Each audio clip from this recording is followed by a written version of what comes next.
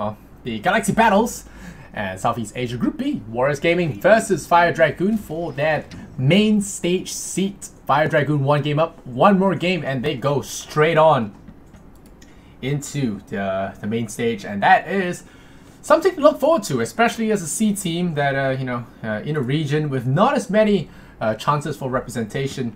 It is a really big deal to be able to just play in these big LAN events. So definitely going to have to see what they do here. Of course, we already see a first pick Undying, which is already going to raise a couple of eyebrows. Usually stunts like these are left to Mr. Ice, but can you blame them for doing something different?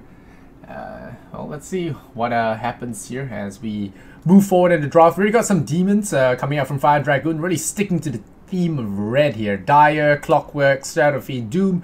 Very cute. I like the whole pattern going on here, so definitely going to be looking forward to seeing what they have in this game. And of course, Warriors Gaming, we got 1 minute left on that extra time. Has taken out quite a fair few of the heroes that we see popular in this matter. Puck, Medusa being banned out, Fire Dragoon actually banning out the Spirit Breaker, and the Omni Knight. Not really liking the global presence the Spirit Breaker offers, and of course the Omni Knight, a very powerful defensive tool that could get him into a lot of trouble if not answered. So Fire Dragoon decide that they don't really want to deal with that many defensive options. Already have the Vengeful Spirit that will be kind of annoying in that front. I like this Undying Vengeful combo though. You got that minus armor, you got all the zombies. It could potentially game breaking. Fire Dragoon would have to remember to pick up a couple of ranged heroes, otherwise dealing with that Tombstone could prove to be a big problem down the road. So definitely want to take a look at that. Right now they got 2 melee heroes already, so it doesn't look like there's going to be much space left if they continue picking like this. Right now it remains to be seen if this is going to be a position 1 Doombringer, or is it going to be a jungle Doombringer. I don't think jungle Doombringer is the thing. Maybe position 4, half jungle, half harassment. Probably jungle Doombringer. But it could still be a position 4. We have seen position 4 Dooms once in a while. But we have Rubik being picked up as well. That third pick coming out here from Warriors Gaming. Always like the hero, one of my favorites. Really looking forward to see what Shadow Fiend can do, man.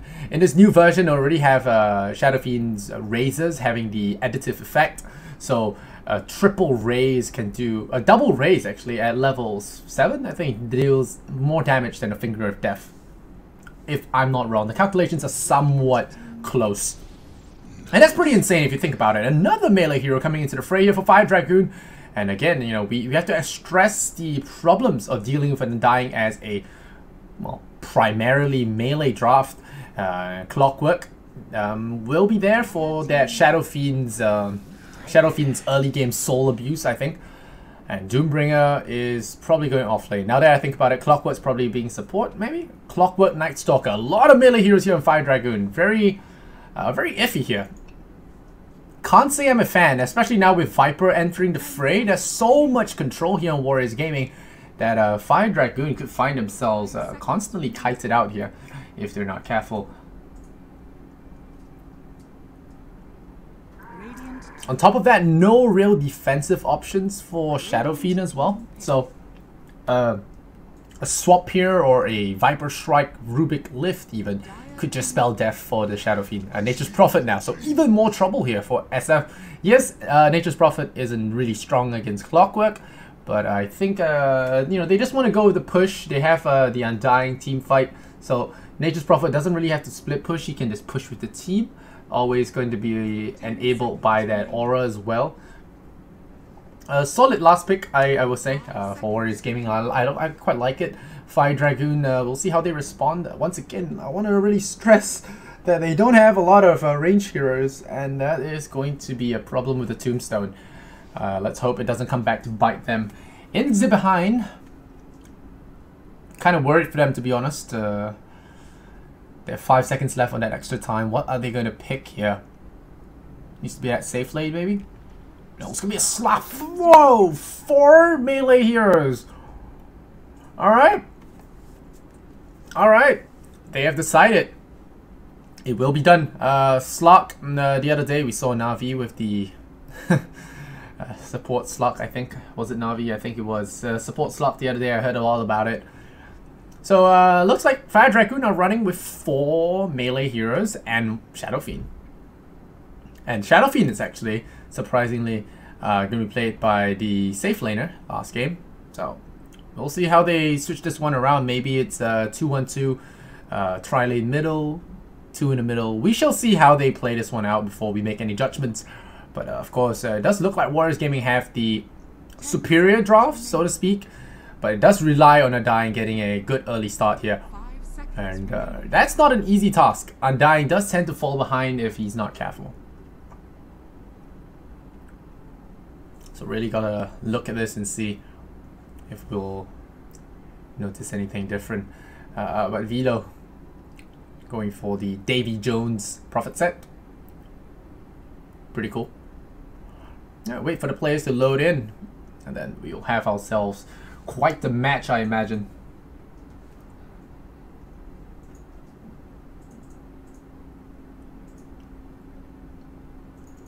Alright, there we go. Hopping into the game here, Firo, the Viper player, last game playing the Razor, so you know, I can't say I was super impressed. He made quite a fair bit of mistakes there, playing over aggressive there, despite going down a couple of times, in a similar fashion, getting banished by the OD and then allowing TP support to just wreck him. So we'll see if he does better this game. Let's hop into the introductions. On the side of the dial, we have FDG, gonna have Chinese Woods played by Shadow Fiend, Yang playing the Clockwork. We have Alacrity play Slug Bryant on that Night Stalker. Kangaroo gonna play Doom. So it looks like a 2-1-2 to me. And right now, I'm surprised they're not doing the abuse yet. Maybe you can't do it anymore. Am I dumb?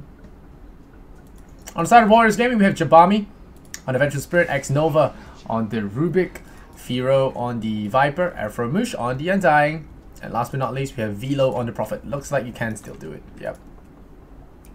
I'm not tripping.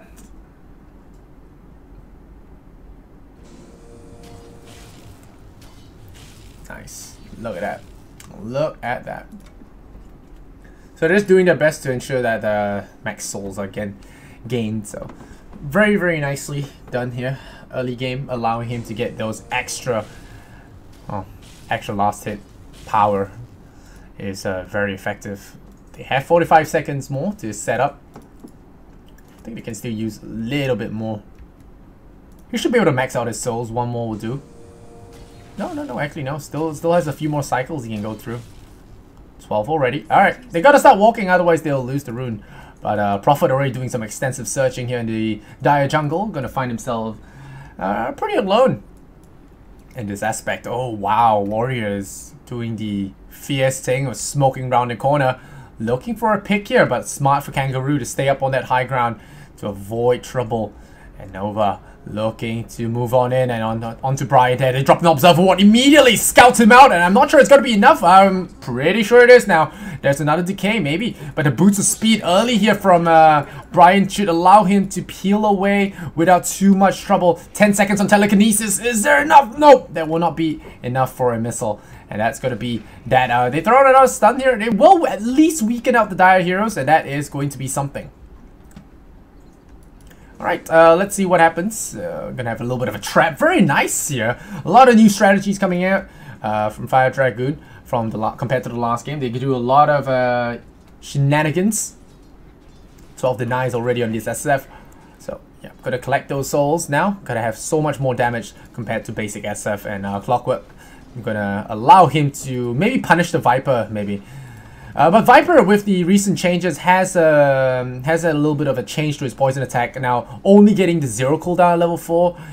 So what that effectively means is he can only perma-slow you at that level. Before that, it's he'll have to wait for that cooldown, and it can get a little bit tricky in that aspect. Nanotoxin is very good for controlling the wave though, make no mistake. And so far, the Viper is getting absolutely dumpstered, as he should. No, as he should be, because otherwise, if you allow the Viper to get too good a lane, your SF suffers, and you know, your Clockwork can't leave the lane later on. But if your SF wins early game, then Viper is going to have to face up against those powerful Razors, because SF needs that power spike at level 3 to be able to deal a lot of damage and, you know, just pretty much slay any mid hero in this lane right now. And this Clockwork's presence right now has done exactly that with the denies. Viper is the same level as them, but he has nowhere close to the amount of last hits. So that means that SF will get boots, will get his bottle, everything a lot earlier. And it'll be problematic. Alacrity, meanwhile, speaking of problematic, is in a bit of trouble. Once again, facing quite a bit of a challenge. He's now going to leap away into the safety of his tower. But is it going to be enough? The teleport comes in, but Afro Ninja just decays the frog scales off him. And that is going to be a kill here. Nice trap out from the Clockwork. There, the race stacks doing so much damage. And Yang finally traps out the Viper and takes him out. So, oops, sorry, my bad, guys. Can't see the hero pick. I forgot to swap the overlay.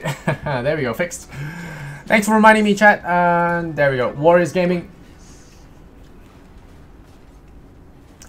Warriors Gaming now going to be pressuring this tier 1 tower. So they are suffering that middle lane for sure. And you already see SF at that level 3 power spike. Look at the Razor's damage. 2 raise damage, so he's adding 60 bonus right now. Alacrity squibbling in his boots. I'm not sure about the Slark pick, to be honest. And Tombstone coming in as well. Alacrity is in a lot of trouble. Really unable to farm much apart from that. And well, he's going to be paying the price. I mean, that's a big price to pay. And now Firo in a lot of trouble here. The SF takes down to the poison. Not part of the plan for sure. And SF dying there to the Viper means that he is going to you know, lose out on some gold as well. So all in all, a trade that the Viper can only hope for, and he got it. Oh, Kangaroo in a little bit of trouble. Has that Scorched Earth. Going to be a little bit difficult to bring him down with only a level 1 magic missile. Nova has the Fate Bolt, but really doesn't look too promising. Velo taking quite a few chunks of tower damage, but in this case, not too bad an idea as it allows the range creeps to punish. And now Afro in a lot of trouble as he's left alone there by his lonesome. The Prophet not there to help him out. Oh, but nope, the change of plans here as Afro does get the decay off, gets the kill. Velo traps himself between the Slark and the tower, and that gets himself killed. Night Stalker coming in with the assistance. So in the end, it becomes a 1-for-1 trade. And Warriors Gaming, they got a tower, so they are ahead. But they lost a bit of gold that side. So definitely not looking for that exchange there. And of course, the SF dying middle lane to Viper when it was a 3-on-1 definitely cost them quite a bit as well. Doom having a pretty shaky start, as Dooms usually do, unless you get themselves a uncontested lane. But you know, Doom is Doom. He prints money. Should be okay. Nova though, gonna look to sneak up on the SF, and there we go. Gonna leap up on him, jump on him, and there we go. There is a slow. I'm not sure he should have landed that raise though. The Corrosive Haze is going to perhaps cost him to die here, and he will take a bit of damage. The tower shot though gets him the return kill as well. So at least there's that. The Glyph now going to be shielding this tower. I love the new Glyph effects. You know, of course, a lot of people are hoping for the red glow thingy, but still, it is pretty cool. Oh, Afro Moosh there, getting another kill on that Slark. The Slark having a terrible game so far. Level 5, no buyback. 3 points in the Dark Pack, really trying to dispel himself out of trouble, but life doesn't work like that. You don't get to dispel yourself out for nothing. No Nanotoxin on Viper so far, really just opting for the Corrosive Skin, getting that mag resist, feeling like that's more important right now, having that poison attack to harass the SF out of lane. And can you imagine if the SF didn't have that early game help, Viper would be absolutely dominating in this lane right now. So we got ourselves 5 minutes 30 seconds, halftime into the first night cycle. We got Jabami about to get roamed upon. Gotta be a little bit careful. Observer wards all not belonging to him. And now Jabami meets a vampire in the middle of the woods there. In a lot of trouble. Gets himself rooted as well. Trap him there by Yang. And well, gonna get body blocked there. Yang blocks him out perfectly. Nice kill. And there's the Inferno Blade to finish the job there. And FDG finds himself 2 little baby creeps. And then yep, summons himself some more. So we're gonna try and raise this one away. Yep, the race amp really doing a good job helping him clear the creep stack. And might as well make the most out of his travel down to that bottom. Warriors Gaming though, do group up and look for that push on the tier 1 tower. Prophet coming in as well. That's why they picked the Prophet for. I mean, just trying to get that early game aggression down pat. And now Velo in a little bit of trouble. A little too far forward. Now getting hits there. The Razors are doing quite a fair chunking. But Afro throws out the heal with that Soul Rip. And Velo's going to salve up. So it's going to look okay now. Doombringer comes in. Level 4 though. Has the net. I'm not so sure he can do too much in this situation. Oh, there's Nova with the Invis Rune. Gets the Doom as well. Finds him. And Magic Missile is going to bounce off that raindrop. And now we have a really messy fight here in this middle lane. Tier 1 tower has fallen, so will not aid the Dire in any further entanglements. But Yang jukes around that corner perfectly. There's that Void, but is it going to do enough there? Lands one on Nova. Firo still really wishing he had the level 4 poison for that perma-slow. But for now, going to settle with that level 3. Has maxed out the poison. And Kangaroo is going to find himself in a spot of trouble. Does he have the sweets? No, he does not. No candy to eat through the trees. And now, speaking of trees, he gets himself shroomed up. And Velo once again secures another kill. The Doombringer, very risky to stay out so late after dark. But does so anyway and gets himself killed. So, gets mugged. And Warriors Gaming look to press the advantage here, looking for another tier 1 tower. They're already sitting pretty at 3,500 profit and 1,000 net worth advantage. Night Stalker comes in, voids the creep wave, pulls it backwards. Try and slow down his push in any way he can, but I don't think he can, to be honest. With so much early game pressure in terms of Viper and Undying, and even at that risk of a swap, it's just so difficult. With all those melee heroes, I mean, it does seem very difficult draft-wise. We'll see this fight happening now. It does look very difficult. There's the net. There's a projectile now, but is it going to do too much? Oh, there's the heal. Good one as well. Keeps the Venge alive for Tets longer, but no, not going to happen as Kangaroo's Infernal Blade ticks him over. And now Brian, they are fighting under the tombstone. They are taking a lot of damage. SF tries to go for that double race, triple race. One more will do the job on Nova, but not going to secure that. Velo once again coming through with its Tenacious Prophet. Strikes down the SF there. A lot of kills happening in the first 8 minutes of the game. It's only been 15 kills, but 8 minutes only. So big stuff going on here all around the map. And that's why you pick Undying for. You know, you pick Undying, a Viper, a Prophet, all for this early game entanglement. Entangle they are doing because they are really picking apart Fire Dragoon, who were actually more dominating in the last game.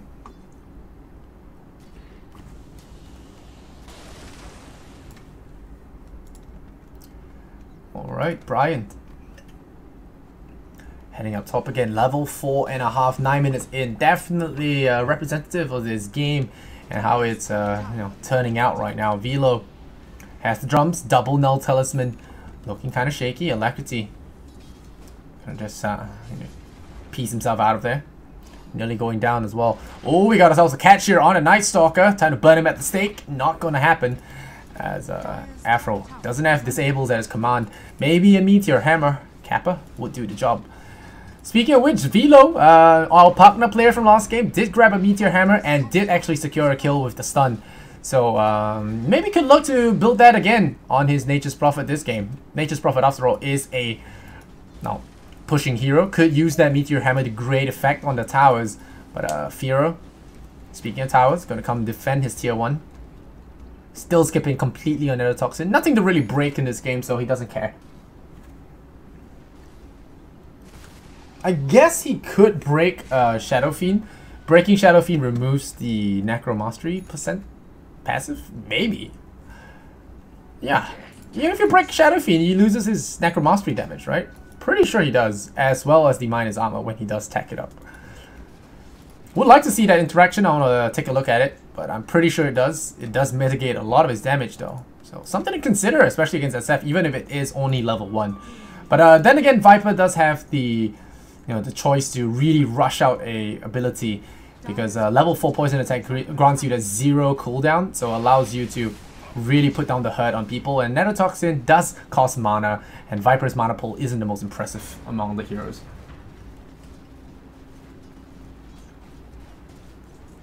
And for you guys just tuning in, you're watching the Galaxy Battles. This is Group B, Southeast Asia. Fire Dragoon versus Warriors Gaming. Winner goes to the main stage, and that is where you get all the lights, camera, and action. And of course, I'm your host, Lysander Zenart. Gonna be casting you guys through this game. Not even sure if that's a proper sentence, but he'll have to do. Shadow Fiend though, throws out the razors again, clears them out good. This tier 3 tower about to face some pressure. I like the re-aggro with the Treants, allowing the ranged catapult to continuously pummel at the tower, already taking 600 points of damage. Could actually go down if this keeps up. And I like how the other heroes have peeled away so that the extra armor doesn't come up. You can see how the armor just moves, goes away as heroes start peeling away from this tower. And there you go, the Radiant do scan to the left. They're very good scan. Allows them to be wary of any shenanigans coming their way, but fortunately for them, nothing happening. Yang does look for an angle here with the hook shot. He has something. Oh, there's a swap in. They swap in the Night Stalk. It's daytime. He has no chance out of there. Hooks in on the Viper. That could be big. But the slows continuously going out into the SF. SF in a lot of trouble. One more poison would do the job. But it's not going to happen here as Firo dropping very low here. Does go down to avoid from the bot back Night Stalker. And now Slark. It's his turn to shine there. Punishes Velo. Shivs him. Revenge for that early game. Doom onto Doom. Oh yeah, Rubik. Doom. Alright. Doom.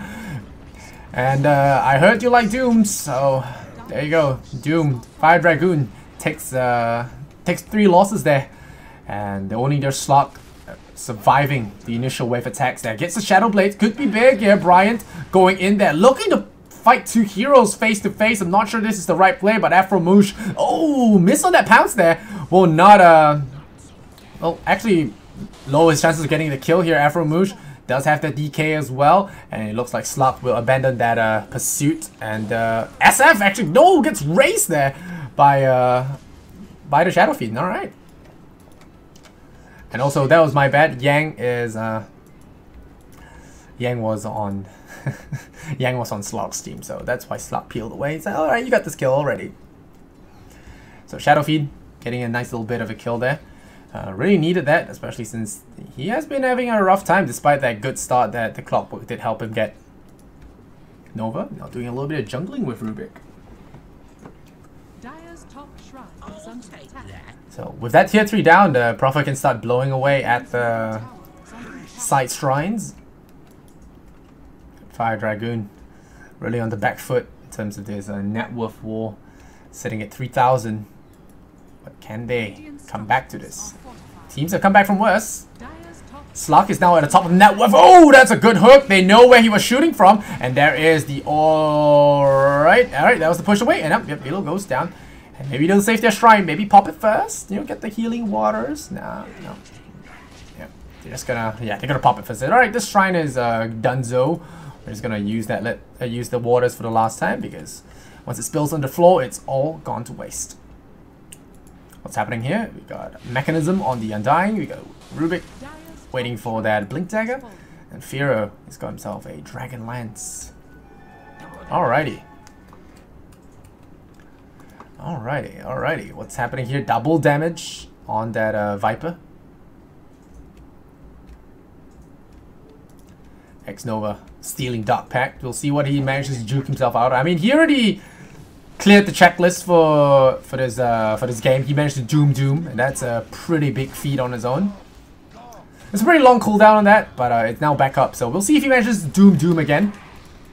Tombstone gets deployed once again, creating this no-go zone for all the melee heroes here on Fire Dragoon. It's just so troublesome for them to defend. And look at his Rage Rack just go down. Oh well, look at Viper just zone controlling with this Nanotoxin. Here comes the hook shot. They're going on Viper, and we could look at a potentially big fight coming in here. Dark Pact still going to be on Nova. Nova really likes the Dispel, and oh nope, the Doom goes down. Viper gets himself doomed up though, so that's going to be him dying there. But oh no, the Doom was stolen, and Slug's going to be picking himself in rage. Like, come on, Doom. Kangaroo, you had one job. Shadow Fiend, though, cleans up 2. That is going to be pretty huge for him, as he does manage to catch up in that net worth. And now Bryant comes in there and puts the Rubik into the ground. And Alacrity survives the Doom, actually. And Velo coming back in, having bought back into the fight. I do believe he bought back. Yeah, he did. Buyback? Was that a buyback? It felt like a buyback. Let's see. No, he didn't get the buyback. Alright, that was not a buyback. But that was still a full team wipe here for Fire Dragoon. So a comeback might be on the way, but they did lose a melee Rex. So that's a lot of money going the way of Warriors Gaming. But Fire Dragoon, they get themselves a Breath of Life. They get more kills on their SF and their Slot. And you already can see this net worth starting to distance away from this Prophet. So looking good so far. Looking good. But nice steal on the Doom once again. Rubik, very quick hands. I thought he didn't get the Doom steal, but he did. It's very hard for Doom to not give away Doom though, because usually you open with Scorched Earth and you know, then you Doom, right? And Scorched Earth is the only thing you can really click really fast if you want to avoid giving away Doom. And usually you open with Scorched Earth, you know. So when you Doom, Rubik just grabs it. So that's pretty nice for him. And now Warriors Gaming gonna go for that Roshan attempt. Will they be successful? Slok, does he smell a rat here is the real question. The scan comes out from the die and that's going to secure it. And that's why scanning Roshan does have merit. You know, I know Roshan doesn't scan into the pit, but you know, sometimes you have heroes just standing around the pit and that's when it comes real and handy. Roshan goes down though, so Nova, gonna run after Brian. This guy, it might be nighttime, but he can't beat the haste rune. He's in trouble, but oh man, a 3-man hookshot! And the calls coming in as well. Velo trying to TP himself out of trouble, but no! What a player! Yang goes in there, gets that little spark onto Prophet's shoes, stopping the teleport, and now Afro in a lot of trouble. Alacrity takes a third one in this fight. What a turn of events here. That Aegis isn't going to do much. Jambami might have just swapped the wrong hero. Viper Strike though. Firo already got a double kill. Is he going to get a third? The Viper Strike mostly absorbed there, but now SF turns around and gets the raise. But that's an Aegis. That's only an Aegis. I heard a buyback earlier. I keep hearing buybacks today when there aren't any. So that is on me, guys. Fire Dragoon have now got more kills than Warriors Gaming. And that Aegis advantage out the window. Slok sitting at a pretty 9,200 now. Way ahead of the competition.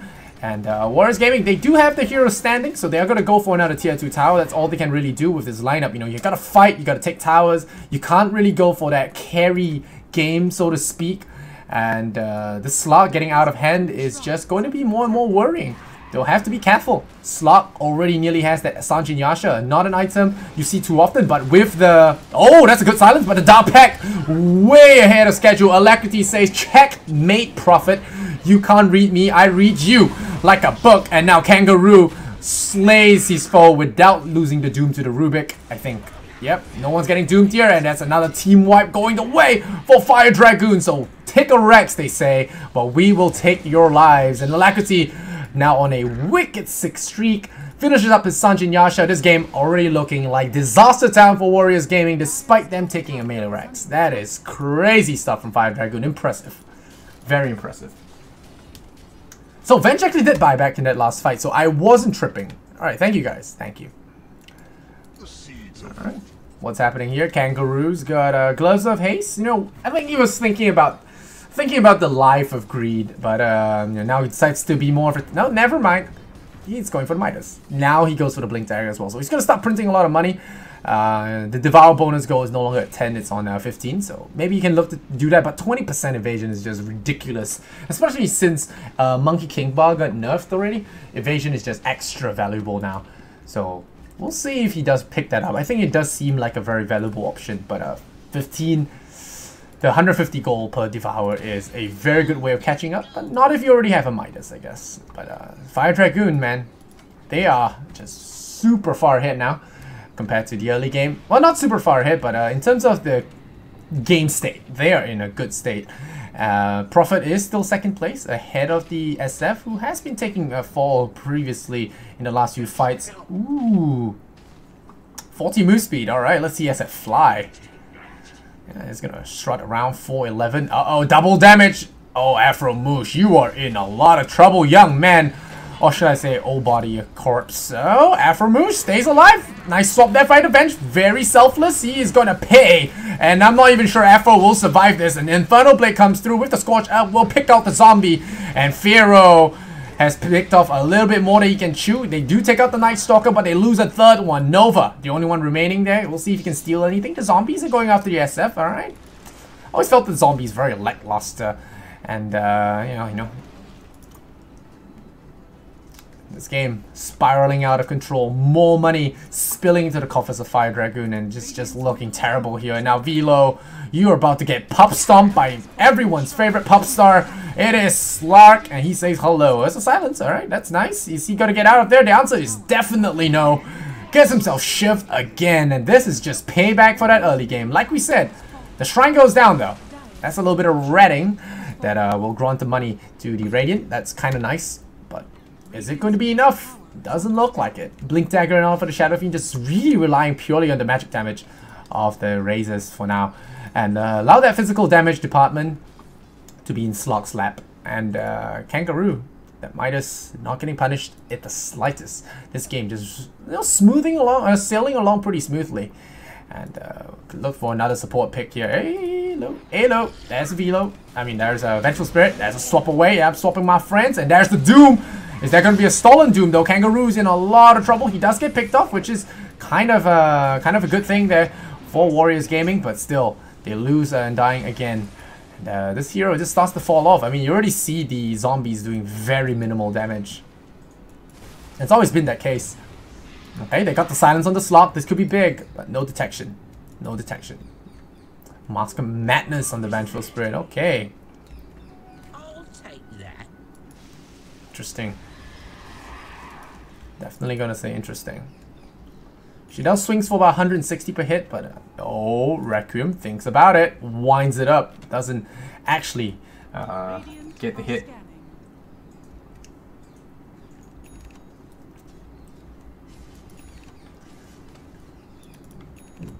Vengeful Spirit did, after all, play that role of the quote-unquote carry, so we're gonna see how well this Venge carry goes out. You know, in my experience, when I class games with Venge carrying them, Venge carry loses. Alright, mid lane smoke, here we go. Can they get the jump?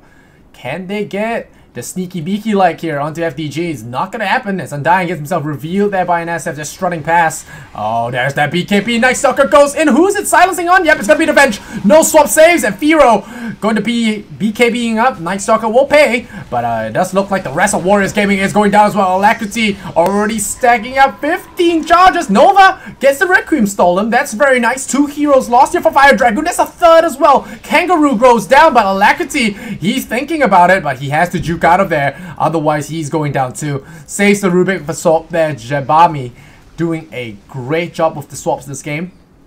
Keeping things on ice for Warriors Gaming and their fans, allowing them to stay a little bit ahead of the competition. Glyph is forced out. SF forced to raise up this wave, but Slok is back to full health. He is gonna look to do something about it. We'll see if he can actually. There's the silence again. He's gonna be forced to pounce away, and the Mask of Madness comes in, and that's what you get this item for. Chip away the building. I like how Nova just sticking around because he knows he can lend some help to his team if they need it. Is there a gem here? They're not afraid of Slot. Okay. Just baiting it out. He has the sentry wards. Oh, they're going in onto the Venge again. He gets brought down. Alacrity is beyond godlike, and I think Warriors Gaming might have outstayed their welcome here. Nature's Prophet will be spilling as well. Alacrity 12-2 on the Slot. You know, he might not have had a good game. He's like those safe lane solo slots that you know, cries at his teammates all game, but in the end, still manages to crawl back into the game fighting strong. Because Slok is just that kind of hero when you can't deal with him.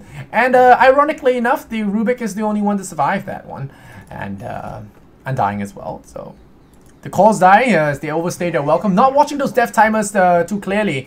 And they get themselves reinitiated on. So Fire Dragoon already doing a good job punishing the sloppiness here of Warriors Gaming. They lose another set of Rex though, so is it that worth it for FDG to keep leaking these crucial structures? But this, I worry for Warriors Gaming. The Slot is getting mighty out of control with these constant kills. Once that BKB comes online, who's going to stop him? Undying? My answer to that is Ruffle Mao. The next Roshan will be respawning in a jiffy, and that one comes with a refresher shot as well. So very juicy stuff. Double Doom, that is nice. That is super nice. Well, Wave of Terror now on a 4-second cooldown. That is super cool as well. Gonna see what happens here. Oh, Slot comes in with the good old 1v5. He does get hit down pretty low though. He has to be careful. Too much poison. He dies actually. Beyond Godlike going to Nova. And Viper, he is now doomed up, but SF is here to punish, and Jambami, the carry Vengeful Spirit, saves his mid laner by running in, and oh whoa, look at that, the zombies doing work. Afro-Moosh brings down the heat here as he deploys the tombstone, strangling everyone in that chokehold with the zombies. And well, Fire Dragoon lose 4 for that Venge. Very nicely done there, and Warriors Gaming, and they find that Roshan is up again. I'm just kidding, there's no refresher shot. I was tripping. It is only Roshan number 2, but still, cheese is available for this one. Warriors Gaming, they are going to be pretty happy with this find. And of course, Fire Dragoon could have really played that fight a little bit smoother. But you know, this Rubik null field magic resistance reduction is a huge deal. Now it's on aggressive mode. I think, yeah, this means an aggro mode. So that 18 mag resist changes into 18 mag reduction, and that is huge when it comes to magic damage dealers like Viper, Undying to an extent, Wrath of Nature, and even the Fate Bolt coming out from Rubik. And Rubik had the Scorched Earth that game, so that was that fight, so that was huge DOT damage in an area. And Fire Dragoon just melted into that chokehold. So really crazy stuff here. So for Fire Dragoon, now they have the Solo Crest. They were planning on getting that Roshan, but unfortunately a quad wipe before that rush spawn is definitely going to cost them. So now they're 2 Rexes down, and Warriors Gaming start to equalize. And this is pretty much what you see. It's Southeast Asia. The game's all like that. Pretty funny, pretty clowny, lots of kills, and that's what the audience likes, and that's what I kind of like too. Those straight up farm fest, no fun. Make more mistakes, I say. The more the better. Rod of Atos on the clockwork. Hero has the Aegis again. Not sure they want to mess around. Rubik with the null field. Oh man, that's gonna be cool. Oh, there's the SF. Oh no, he gets himself swapped up. That's gonna be a lot of BKB time wasted, but the Requiem goes out anyway. And there's the damage all in an area. He's taking so much damage from in the middle of things, and they lose 2 heroes. Buyback on the SF. He's low on souls though. That's gonna be trouble. Aegis not even down here for the Viper. Viper pushes forward. Kangaroo is just trapped in the corner, crying to his mummy, and down he goes. That's Doom buying back into the game. That's the last set of Rexes. They have to be careful here. I mean, they might be far ahead. They might have Slock, but is it enough? Viper just really doesn't care about Slock. FDG. 1 more set of Rexes, and they are mega creeped. Are they going to be able to deal with it? Requiem of Souls has been stolen. Does nuke out the wave, and that is going to be mega creeps. FDG is going to go for a 5-0, or otherwise they are out zone, and we're going to game number 3. 8k goal advantage here for Warriors Gaming in a surprising turn of events here, taking us on a roller coaster of emotions. Warriors Gaming have managed to pull back this game from almost certain defeat. Nice stump coming out here from Doombringer. He has done quite a big job, but unfortunately for them, Undying has just too much burst here to deal with, and the frog hits the floor, and that's going to be game 32-35. Fire Dragoon gets forced into game number 3, and Warriors Gaming are just going to fight this one out. We'll see who stays alive when the turn goes down, and it looks like Fire Dragoon going to be the biggest losers out of that fight. And a great mid-game composition here from Warriors Gaming, allowing them to force Fire Dragoon into a 3rd game. So that was pretty sweet to watch. I'm glad I sat through that with you guys. And yeah, for you guys just tuning in, I'm Lysander. You're watching Galaxy Battles, and we'll be right back for game number 3. Don't go anywhere. Much love and Kappa.